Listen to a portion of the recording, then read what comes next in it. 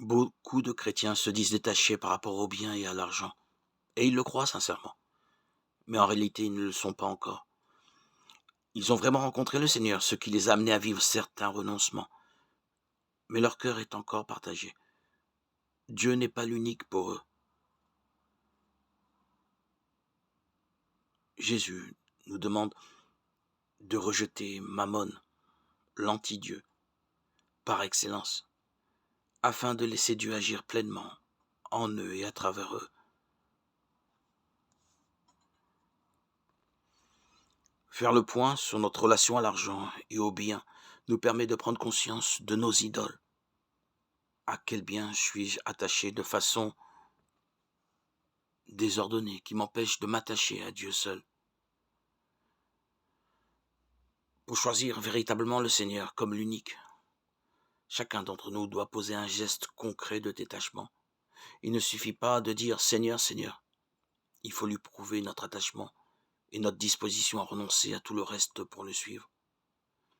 Il est évident que ce geste de renoncement au bien n'est pas envisagé au tout début d'un chemin de foi, car bien sûr les personnes partiraient en courant, mais après un certain temps de cheminement. Comment donc entendre la parole qui tout donne-le aux pauvres et suit le Christ, alors qu'on est désemparé, sans repère? On a besoin d'abord qu'on nous annonce que Dieu nous aime et veut nous sauver. Quand elle s'est bien nourrie de la parole, s'est détachée du péché grave et a accompli une première purification, alors la personne est en mesure d'entendre des enseignements pour préparer ce geste de détachement. À un certain moment, Dieu nous dit en effet, oui mon cher enfant, tu es bon. Tu dis tes prières, tu viens à ma rencontre. Mais il y a quelque chose que tu ne veux absolument pas lâcher, et cela m'empêche de te sanctifier et de te faire porter des fruits pour le royaume. Maintenant, veux-tu vraiment me suivre?